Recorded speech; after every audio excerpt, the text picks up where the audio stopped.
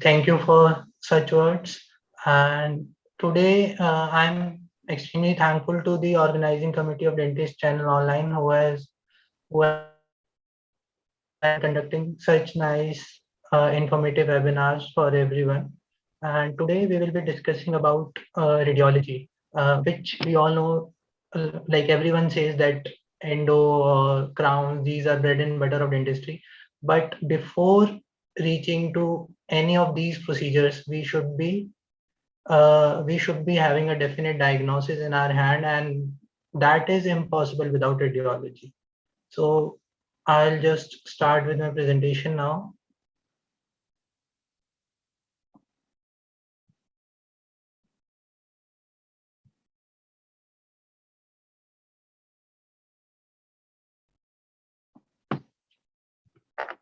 So like Ashwin said, we will be discussing about art of interpreting the different shades of gray. So interpretation of radiographs can be regarded as an unraveling process, uncovering all the information contained within the black, white, and the gray radiographic image. A radiograph contains only these colors, black, white, and a combination of black and white, that is gray. So the main objectives are to identify the presence or absence of disease. Why we want to know that? Because that will help us in formulating a treatment plan or take us to a direction, to provide information on the nature and extent of the disease, to enable the formulation of a differential diagnosis. A differential diagnosis will help us in broadening our knowledge base and then giving the surgeon or the next specialist a broader view of the disease. To achieve these objectives and maximize the diagnostic yield, interpretation should be carried out following ordered and systemic guidelines, which we'll be discussing later on. First of all, let's talk about what is radiology. Radiology is a science that deals with diagnostic, therapeutic, and research application of high energy radiation. Dental radiology is that branch of science that deals with the use of radiation in diagnosis of dental diseases. A radiograph.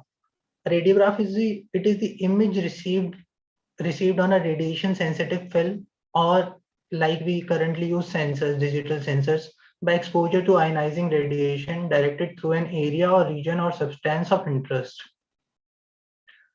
X-rays, the radiation which we use in radiology. X-rays were first discovered in 1895 by Wilhelm Conrad Röntgen.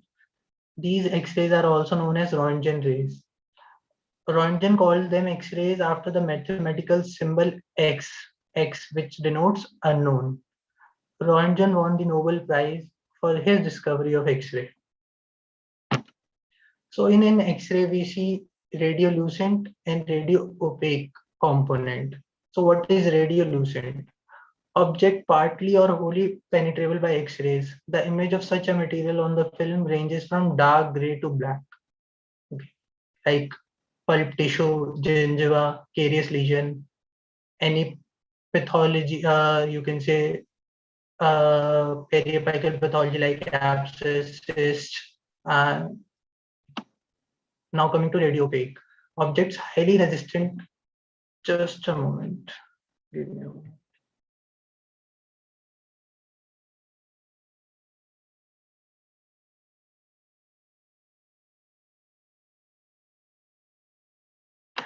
So radiopaque are those objects which are highly resistant to penetration by X-rays.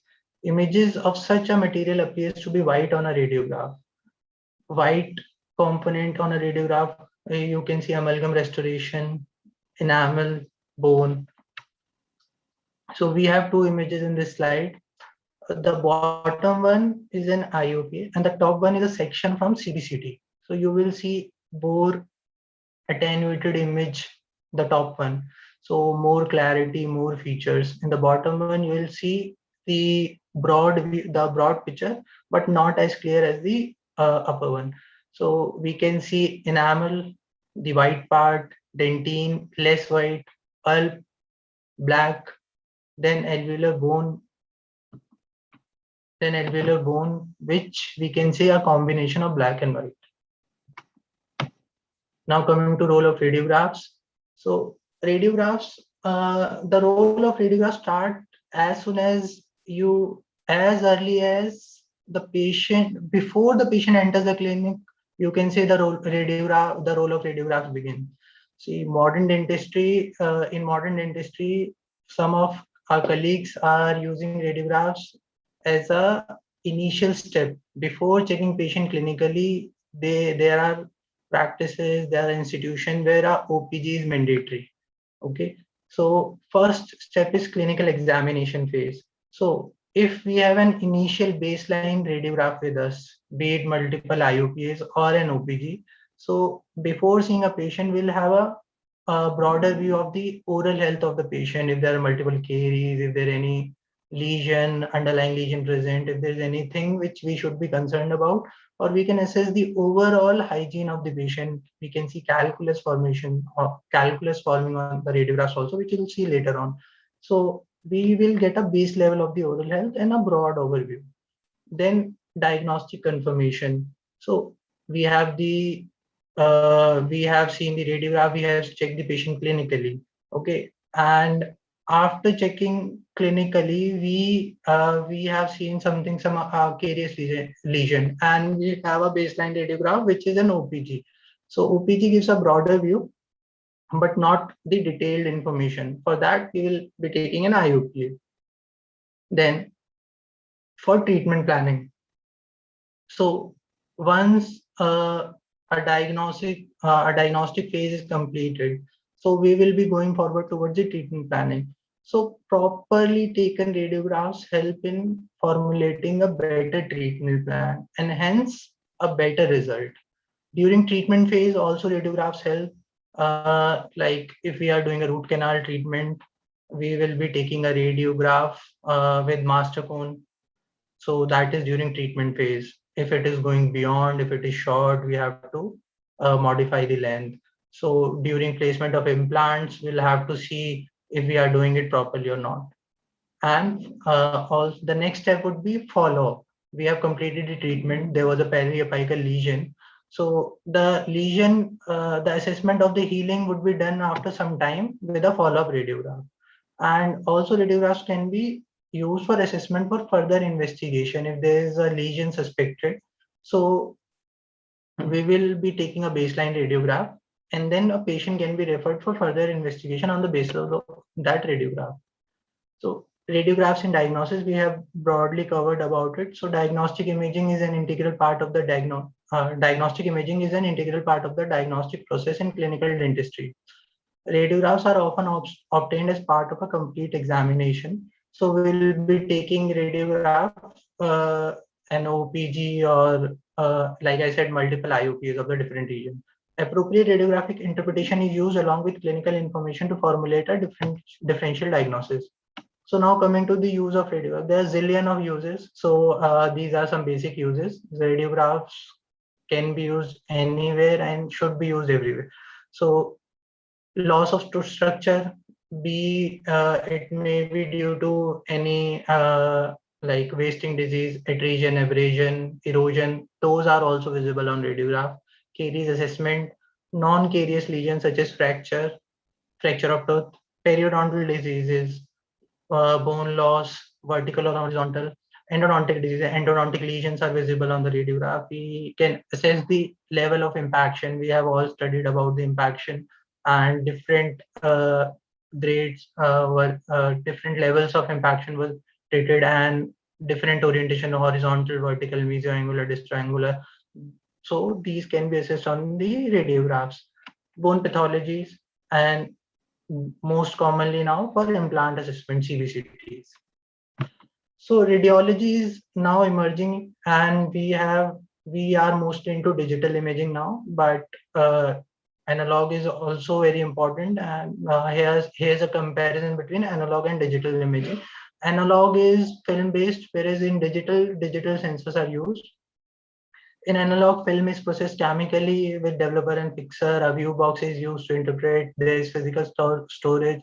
So there are some drawbacks like chances of film getting misplaced, so you will lose your record. And there is also a recurring cost. You'll have to replenish your films, you'll have to replenish your solutions. So that is the thing. In digital, image is processed by the software, which comes with the sensor, and you can view the image on the monitor or screen. So, and there's digital storage on your system, and which helps the communication easier with your colleague, or you can say with the patient also. Digital sensors are costly, but you can see it as a one-time investment. So oral radiology is broadly divided into two parts: intraoral and extraoral. Extraoral, it's now we are doing 3D imaging, so I have divided into 2D and 3D. These are just for an overview, broad overview. We will not be talking about all of these. So intraoral, we have IOPA, bite wing occlusal. In extraoral, there is OPG, lateral cephalogram, SMV view, Waters view, PA cephalogram, reverse sound, and then in 3D imaging, we have CBCT. Now, radiographic interpretation. So what are the essential requirements for interpretation? The optimum viewing condition. This is the baseline. So whatever X-ray you are seeing, if you are seeing a film, you'll have to have a proper background light. If you are seeing on a monitor, there are specific parameters for screen resolution by the manufacturer. Like for CBCT, the manufacturer recommends. Then understanding the nature and limitation of black, white, and gray radiographic image. So see, a radiograph will give you information, but it will not tell you everything. See, radiology gives a provisional diagnosis. Okay, so a definite diagnosis is always on the basis of histology. Okay, so you have to understand its limitations. Knowledge of what the radiograph used in dentistry should look like, so a critical assessment of individual film quality can be made. Detailed knowledge of the range of radiographic appearances of normal anatomical structure as well as pathological conditions. So these 3 points I'll tell you. There's a saying, your eyes only sees what your mind knows. So if you are not aware about normal anatomical structure and how a pathological condition looks like on a radiograph, you will never be able to judge if it's normal or if it's a pathology. So you should have a broad overview of all the normal anatomical structure of that radiograph, and then also you should have a uh, you should have some knowledge of how a pathological condition looks like on a radiograph. Then only you will be able to judge, yes, you are seeing something different. Otherwise, you will miss that. So a systemic approach to viewing the entire radiograph and to viewing and describing specific lesions should be used. And it's always better to have previous films for comparison so that you can see the lesion, if there's any abnormality, or if the abnormality was present earlier. So if the lesion is growing or it is reversing in size. So what do you mean by a systemic approach? Uh, we start with right side of the patient, the 180 you can say, and move forward till the center. Then second quadrant is covered from 2-1 till 2-8. Then we move to the third quadrant and then to the fourth quadrant. So this is the approach which should be adopted. Now we'll talk about normal anatomical landmarks. Some of the landmarks, I will not be covering everything because that will make the lecture of 3-4 hours. So here you will see in the center arrow denotes enamel, which is more radio opaque because enamel is more mineralized than dentine. Okay, the right arrow, it denotes dentine. You'll see it as white, but not as white as enamel. So it is dentine. And the left one denotes pulp, which is radiolucent. Okay, so now in this X-ray, we are seeing intermaxillary suture. Okay, the two lines joining these radiopaque lines. In this IOPA, there's a space between tooth and the socket. Okay, so that space is PDL space, where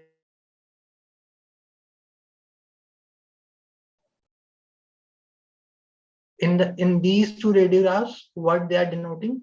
They are denoting lamina dura.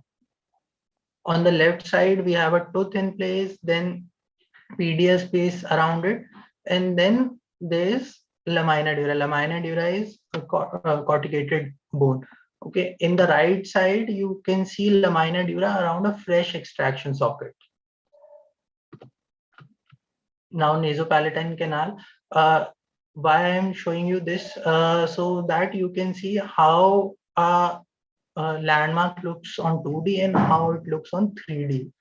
Okay, so the topmost image, it's an IUPA, and the two arrows denotes lateral wall of the nasopalatal canal. Okay, the middle one, it's a cross section, and we can see the nasopalatal canal in just palatal to the central incisor.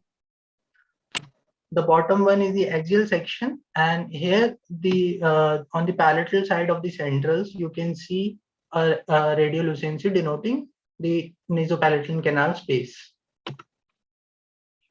Next, most common and sometimes very important during implantology, maxillary sinus.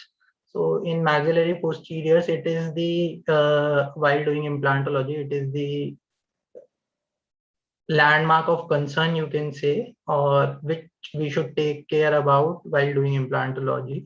So here on these three images, you can see floor of maxillary sinus, the topmost showing the completely normal variant, you can say, the floor of the radiopaque line.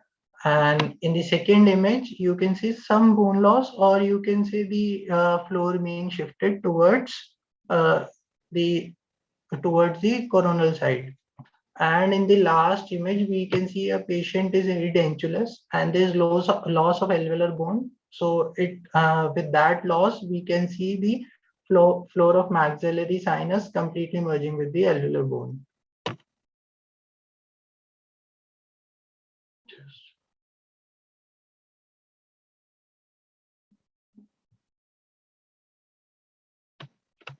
So in this, we have three landmarks, the topmost being lingual foramen. In the middle, we can see mental foramen. And in the bottom one, we can see mandibular canal. Okay, so foramens they are visible as radiolucent structure on the IOPA. And I'll just show you the CBCT sections of all these. Lingual foramen, see how does it look like on a CBCT. The mental foramen, how does it look like on a CBCT. And the mandibular canal. See, mandibular canal is this, and it houses the mandibular nerve. Next are some other features which are visible as radio opaque structures. So in first image we have amalgam, then we have guttapercha, then we have silver points, completely radiolucent structures. Sorry, radio opaque. Then there are different prosthetic components which are used and orthodontic appliances. In the topmost image, we have PFM crowns placed over tooth. So you can see metal being completely radio opaque, and then porcelain over metal coping, which is somewhere in a grayish region. Then we have orthodontic appliance placed on the tooth, on the teeth for orthodontic management, and in the bottom image there's stainless steel crown. Now the most commonly seen pathology or disease in oral cavity, dental caries. How does it look like on radiographs? We will be talking about it more, and I'll be showing you some more x-rays. So we have different x-rays of these. See, on the topmost image, we have enamel and dentine caries on central and lateral incisors. Proximal caries, radiolucent image denoting dental caries. In the second X-ray, you can see caries starting from proximal surface. We have enamel caries, but because enamel is more hard, more mineralized, it can somewhere resist the attack of caries. but dentine being softer, being less mineralized, once the caries breach the dentino-enamel junction, the lesion size spreads. So we have, uh, a, a bigger radiolucency over there. Then in the last image also there's class 2 caries where enamel is completely broken and dentine is involved. So this is not a textbook X-ray. It is one of my patients. So why I've taken this? In this, I'll show you many features which we can see, you can see on a radiograph, and then formulate your treatment planning. So we can see 3.5, 3.6, and 3.7. First of all, we have different caries. On the right side we have pit and fissure caries. Okay, then in the middle one we have enamel caries, and on the left side you can see dental caries. So all can be seen in this. In fact, I can see enamel caries on 3.7 on the distal aspect also. Okay, now what does this denote? You can see a radiolucent structure, a radio opaque structure in the radiolucent pulp also. So what is that? These are pulp stones. So what is the importance of seeing them on radiograph? See, if this patient comes with pain in 3.7 and we are seeing caries encroaching pulp and we are planning a root canal, and on taking a radiograph we see pulp stone, then we'll have to be cautious while doing excess opening. We cannot damage the floor of the chamber. So that ways radiographs help. Now look at 3.5. How many features you will see? You will see caries, okay, enamel and dentine caries. Then you will see rounding off of pulp horn. Why does that happen? Because there is tertiary dentine formation leading to separation of the pulp horn, which is clearly visible on a radiograph. So one radiograph and so many information in it. Okay. Recurrent caries. So recurrent caries can be seen beneath restorations. Top one is a radiograph IOPA showing secondary caries, recurrent caries beneath amalgam restoration. And on the bottom image, it's a CBCT section of root canal treated tooth with post endofilling, and you can see adjacent to post endofilling there are secondary caries, recurrent caries. Now periodontal disease. So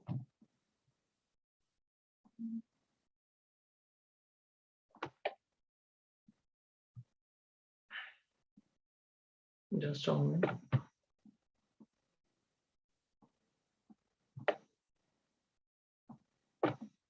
So in periodontal diseases, top two images are showing, in the left side you can see the normal alveolar crest. Okay, the normal alveolar crest will show you normal cortical density. You will see more radio opaque structure of the cortical bone. Okay, in a diseased uh, tooth or diseased oral cavity, here you can see there's loss of cortication. Okay, less radio opaque. It is merging with the uh, complete bone. There's no differentiation. Okay, also in this radiograph you will be able to appreciate flecks of calculus also interdentally, so which are available on the bottom images also. Now in perio disease, one initiation will lead to loss of cortical density. Once the disease progresses, we'll have horizontal bone loss and vertical bone loss. So in this, on left side, we'll see complete horizontal bone loss, interdental bone loss, and on the right side, you'll see angular bone loss. It is vertical bone loss. Now coming to the bottom images, radiographs, we have calculus being shown in the anterior region. Here in both the images, you can see triangular flecks running transverse from the anterior teeth. Okay.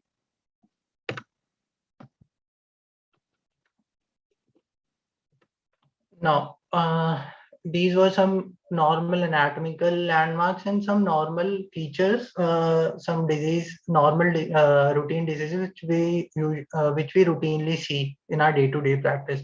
Now coming to analysis of intraosseous lesions, so there are different approaches. One is Aunt-Mini method. So Aunt-Mini method is like I'll explain you it in simple words. If let's say your aunt's name is Minnie and you recognize her by her face, you recognize her or you meet her very frequently and you recognize her. So if there's a gathering of around 100 people, you are into that gathering and you are looking for Aunt Minnie, so you will be able to recognize her from a distance by you will just look around and you'll find her. And that is what we use in radiology also. We can use in radiology also. If we have a mental picture of a radiographic landmark, we can have a look around the radiograph, and if we have seen that normal landmark, or if that of that, or if we have seen that pathology earlier, we'll be able to recognize that. That is Aunt-Mini method. And second one is more elaborative, which we'll be discussing 5 steps, step-by-step analysis method. Okay, this helps ensure recognition and collection of all the information contained in the image, and in turn improve the accuracy of the interpretation. We will be talking about this in detail. Okay, so they are see, 5 step is kind of analytical strategy, and the other one is non-analytical strategy. So there are 5 steps. One is you will look for features like location, size and shape of the lesion, borders, internal structure, effect on surrounding structure. Then you will decide it is normal or abnormal, acquired or developmental. Then classification of the disease is done, and now final interpretation is done. While in non-analytical strategy, you can say Aunt-Mini method is kind of non-analytical strategy. You will just have a look, you'll give a final interpretation, and you will reconcile that with a reconciliation or diagnosis with the features is done. Then we'll be talking about our analytical strategy. 5 step. First, location of the abnormality. Just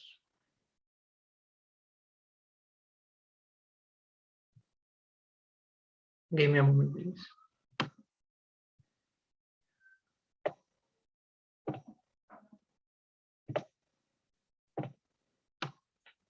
So the lesion can be unilateral or bilateral. So if a lesion is unilateral, it is more likely to be pathology. If it is bilateral, then it can be a variation from the normal structure. So if we have if bony spicules are present bilaterally, so you will not call it as a pathology.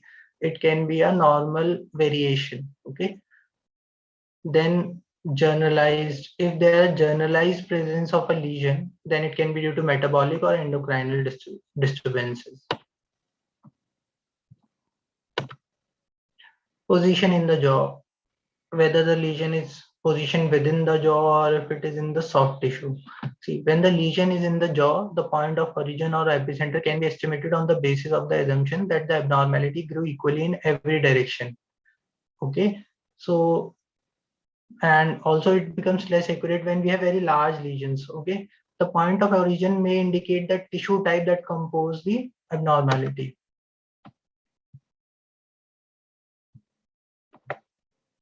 Position of the epicenter. Okay, so if a lesion is coronal to the tooth, okay, so what does it signify? It signifies the origin coronally, and see, so see, in this radiograph we have the lesion coronal to the tooth structure, to the tooth. So what we are seeing, I'm missing the term, sorry. So I will get back to that. Then there's, in the bottom radiographs, we have the inferior angular nerve, and there are lesions above the nerve. So on the left, the OPG section, we have a cystic lesion related to 3/8, and it has pushed the alveolar nerve downwards. So the lesion started above the alveolar nerve and it has pushed the nerve downward. Similarly, on the right side, we can see a unicystic ameloblastoma. Okay. Uh, Unicystic ameloblastoma. Why I'm calling it ameloblastoma? It has pushed the nerve, inferior alveolar nerve space downwards. It has not encroached on the nerve. Okay. And ameloblastomas, they are not malignant lesions, so they tend to push the nerve downwards.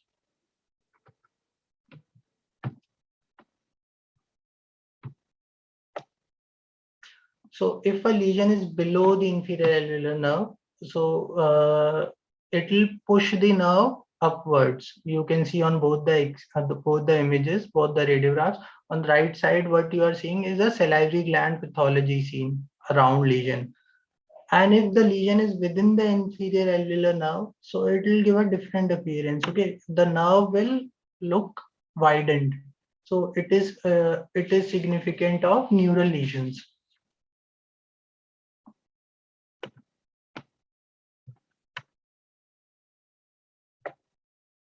So if we'll have to see if a lesion is single or multifocal. Some lesions are multifocal. By multifocal, we means there are multiple small or multiple big, any size lesions are present. So this can give you an idea what kind of disease we are dealing with. In this radiograph, what we are seeing multiple punched out lesions. It is pathognomic of multiple myeloma.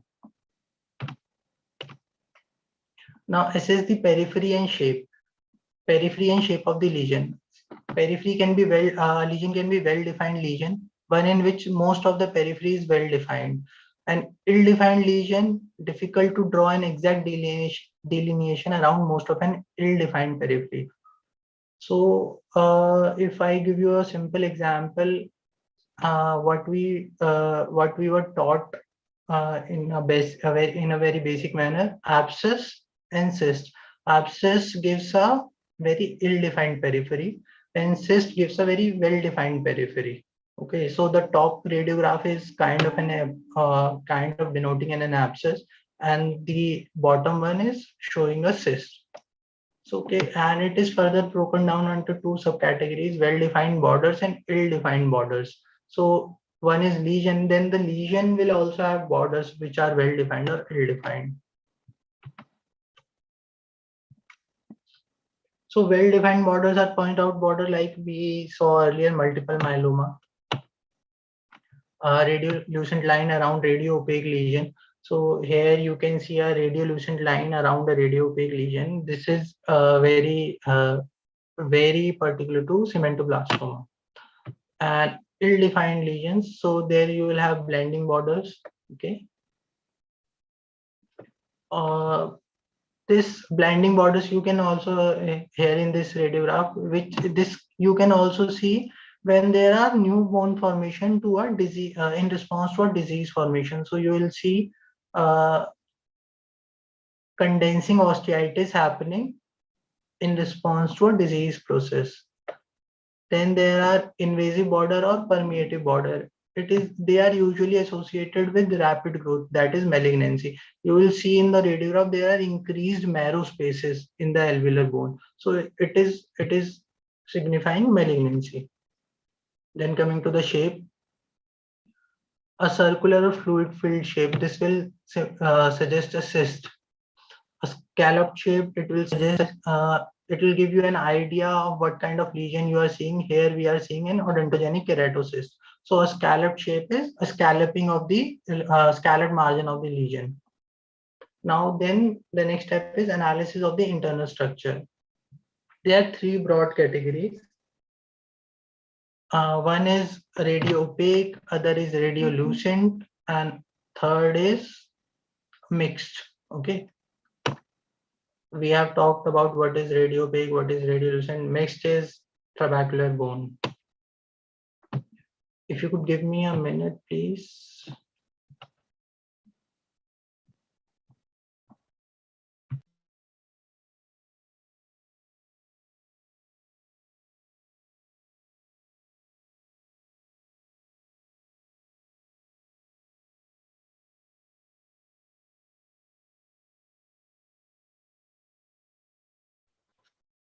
So dear participants, the speaker will be back in a minute. So for your notice, you can note down your questions and keep it ready. So by the end of this presentation, we'll take up the question and answer sessions and clear all your doubts.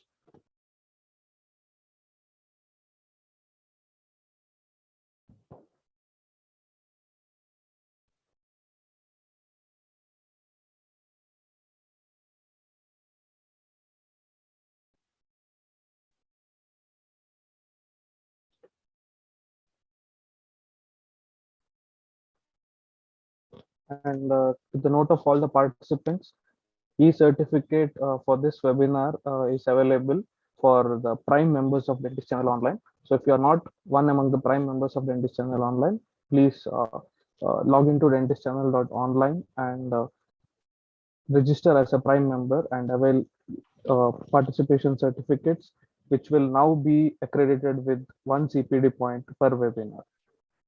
The speaker is back. He will continue with the session.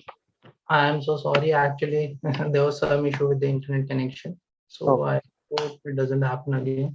So Yeah. we were talking about the internal structure, and then you can also see septa formation, which will give the lesion a multilocular appearance because of the presence of septa. The length, width, and orientation of septa can be assessed, and a provisional diagnosis can be made on the basis of appearance. There are particular diseases which have particular appearances because of those septa formation. If there is curved core septa present, it gives a soap bubble appearance, which you can see on the radiographs. It is pathognomic of giant cell tumors, ameloblastoma. There is also sometimes wispy or granular septa present. So, and one very particular appearance which is related to odontogenic myxoma is Chennis Reckitt appearance. There are small straight septa present. Now, sometimes there is presence of calcification, and it occurs in damaged soft tissue. Okay, so these are very delicate, particulate appearance of calcification in chronically inflamed cysts. Okay, here you can see a cauliflower-like appearance on the radiograph. So different calcifications are seen on radiograph. On the left radiograph, you will see calcified atheromatous plaque in the carotid artery. On the right side, you can see some mandibular cyalolith, salivary gland stone. Okay, tonsillolith, and then on the right side, you can see an enterolith. Enterolith is present in maxillary sinus. Now, next step is analysis of the effects of the lesion on the surrounding structure. Okay, why is it important? See, if a lesion is fast growing, it will destroy, it will tend to push the surrounding structures away. It will tend to grow very fast. If a lesion is slow growing, so it will allow the body to respond, to generate a reactionary response, and you will see some things happening, and that will give you an idea of how are things happening around the lesion. So evaluating the effect of the lesion on surrounding structure allows the observer to infer its behavior. It helps in aid in identification of the disease. So what does it require? It requires knowledge of the mechanism of various diseases. How does a disease behave? So inflammatory diseases, they can stimulate bone resorption or formation. Bone formation may occur on the surface of existing trabeculae, resulting in thick trabeculae, which is reflected in the trabecular pattern and in an overall increase in the radiopacity of the bone. And we'll just move through it. So displacement of teeth indicates a slow growing lesion. Okay, and the direction of displacement is also very significant. Why I'm saying so? See, in on the right OPG, you will see the teeth are being pushed in the anterior direction. So the lesion started from the ramus and it is growing anteriorly. So teeth are being pushed anteriorly. It is the radiograph is of a patient having cherubism. On the left side, the term I was missing was follicular cyst. Okay, so lesion with an epicenter above the crown of the tooth displaces it apically. So the lesion is growing upward and it tends to push the tooth downwards. Okay, so lesions that grow in papillae of the developing tooth may push the tooth coronally. In cyst, we have seen the tooth being pushed apically. So if the lesion is growing in the pulp chamber, in the papillae of our developing tooth, so it will push the crown tooth coronally. So it is seen in lymphoma, leukemia, Langerhans cell histiocytosis, for example. Resorption of teeth. Chronic or slowly growing process may result from chronic inflammation. Tooth resorption is a benign process. Like I told you, malignant tumors, fast growing tumors, they are not going to resolve the teeth. They will just push them away, not resolve them.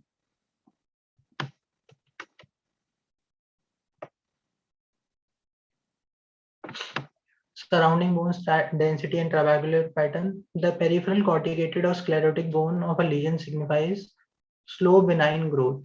See, if around a lesion you'll see a very well demarcated corticated bone present. So what does it signify? It signifies that body was given time to respond to the lesion growth. So body tried to heal itself. A new bone formation was done around the lesion. So a slow benign growth will promote this thing, and you'll see if you are seeing this kind of periphery which we are seeing in this radiograph, the corticated margin, so more likely it's a benign lesion.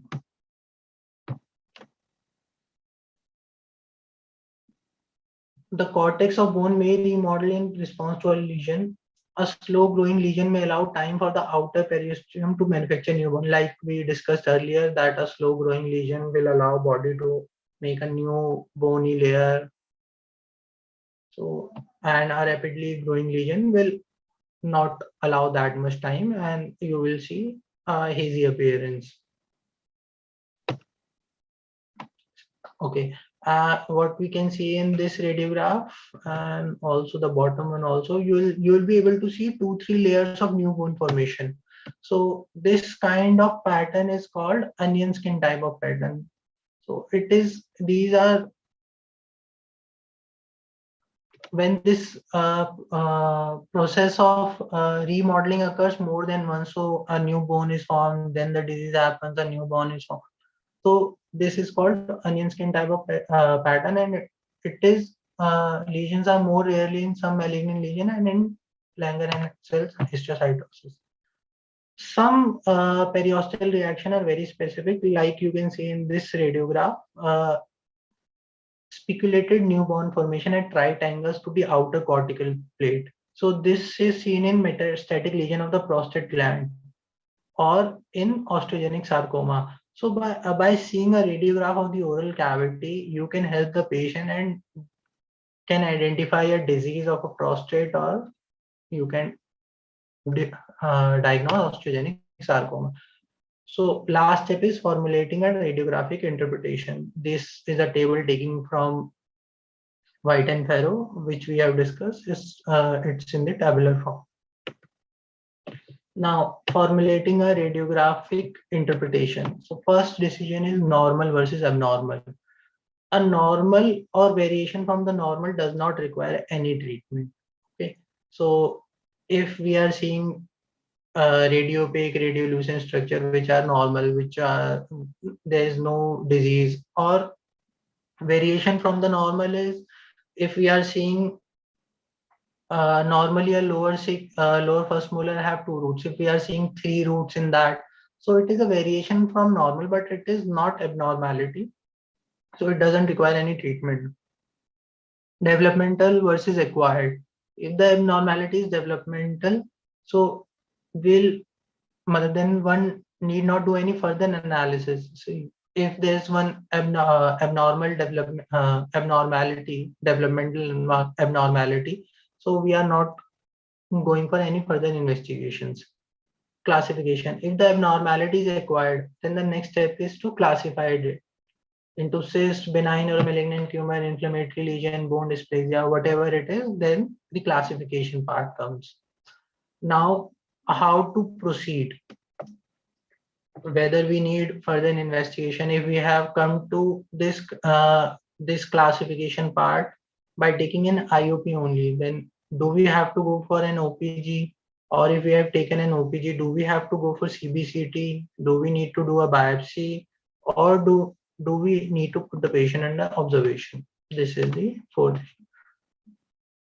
Now, most of the things are covered. Now I'll be sharing some of the clinical pictures, some radiographs of my own patients. So to give you an overview how radiology helps.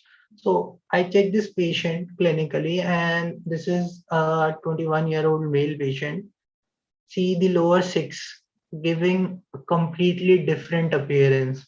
By looking at the tooth, you cannot decide what it is. So you take a radiograph. On the radiograph, you will see enamel giving a complete. On the radiograph, you will see the wavy appearance of enamel, whereas the dentine is completely fine. There is a cavity on the distal aspect, which is evident clinically also, but the impact is only seen on 3/6.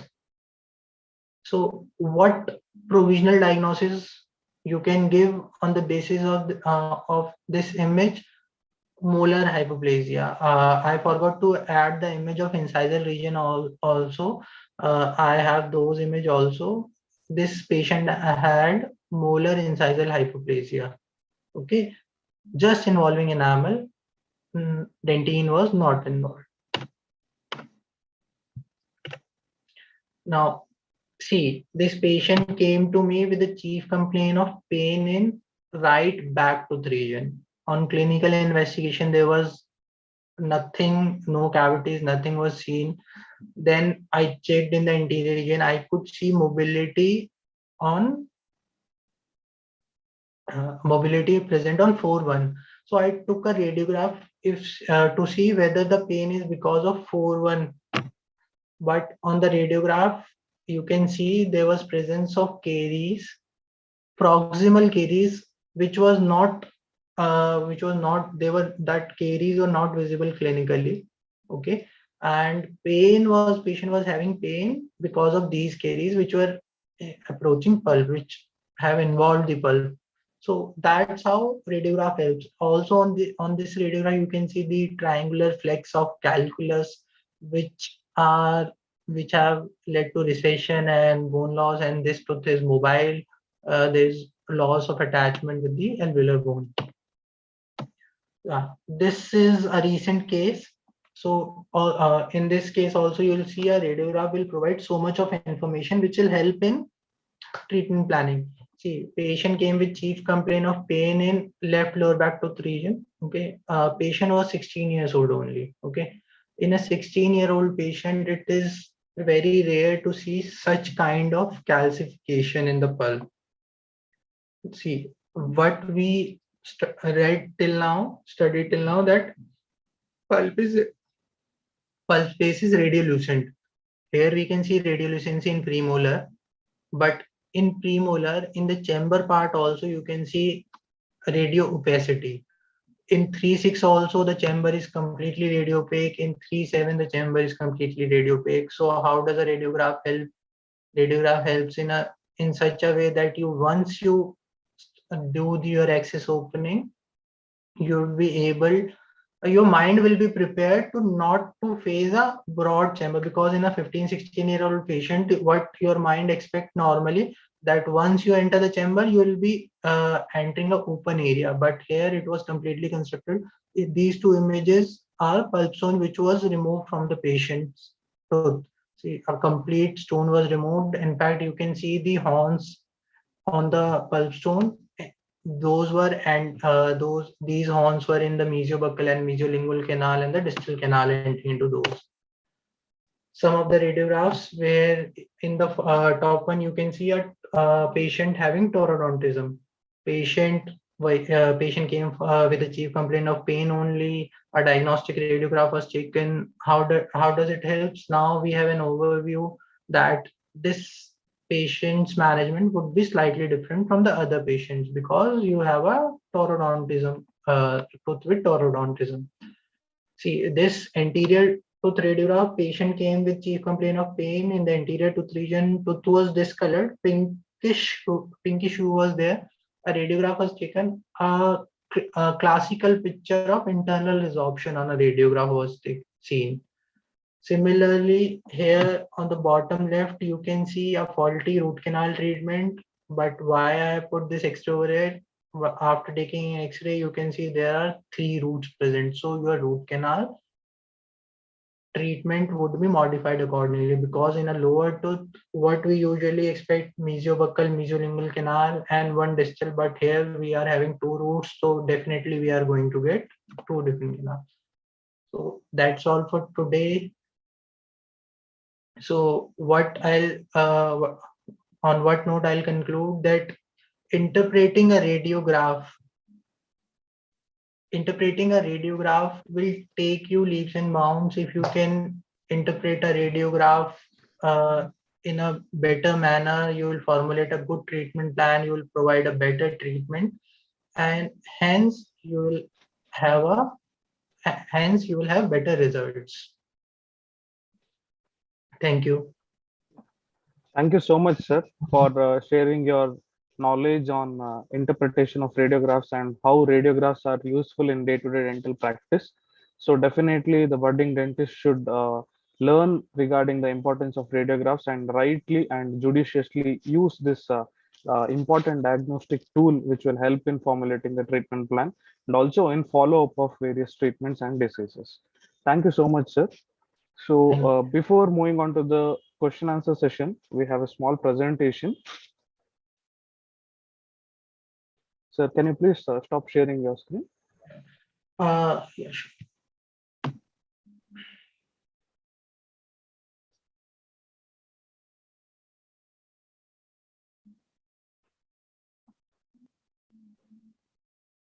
So dear participants, Dentist Channel Online is one of the leading dental media and which is a pioneer dental media in India. So keep following Dentist Channel Online in all social media platforms and get the latest updates on various events, webinars, dental workshops, scientific articles, and many more updates that are given by Dentist Channel Online. So Dentist Channel Online has come up with the brand new website and many more services. So to say a few words about Dentist Channel Online, it is India's first digital media rental company. It has have hosted so many speakers, that is around 400 plus national and international level of speakers. It has successfully conducted 2 World Implant Expos in the past 2 years, and under a banner of Save the Tooth campaign, which is a awareness campaign targeted to the general public of various parts of the nation and the world. So we have connected this campaign with more than 300 oral care videos that give awareness in different languages on various topics of dentistry to the public. And to also highlight that we have had highest engagement in dental social media channels, and we have had several participants attending various webinars and workshops. So we have issued more than 40,000 participation certificates so far. And from now on, to highlight that for every webinar you attend, the prime members of Dentist Channel will receive 1 CPD points from an international organization from Germany. And Dentist Channel Online has also won India Book of Records Award, and we have streamed more than 700 live dental webinars and workshops. So keep following Dentist Channel Online, and you will definitely be benefited with a lot of the services that come under the banner of Dentist Channel Online. So we have special services that are dedicated for dental professionals and dental students. You can be a prime member and get access to most of the services. For we also provide services to dental organizations and companies by hosting events, graphic designs, social media marketing, website development, and we can also design graphics, logos, and certificates. And services are also extended to dental businesses. in terms of advertisements, social media marketing, content writing, and designing. And we are also uh, part of the social, we also have social commitment. So we have special section for people with where we post scientific articles in simple language for the people. And also we have a separate section under the banner of Save the Tooth campaign, where we post awareness videos in different local languages as well. So become a prime member of Dentist Channel Online, get certificate, get international certified certificate for the webinars and workshops, also many other services that we already announced for you all.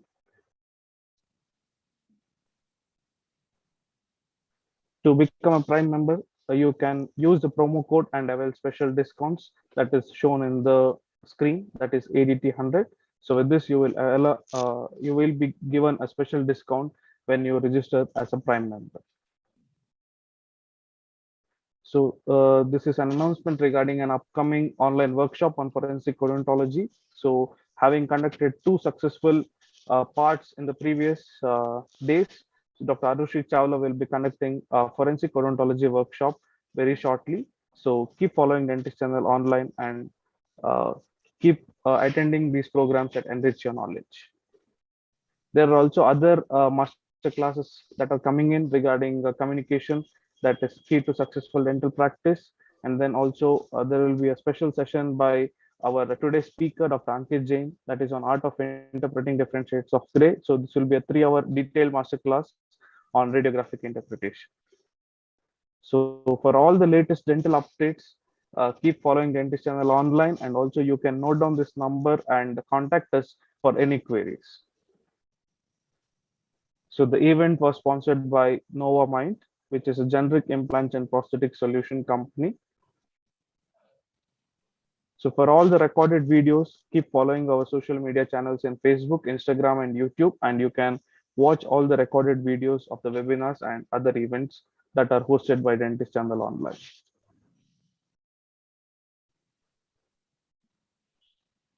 So dear participants, if you have any questions, please put it on in the chat box or question answer sessions.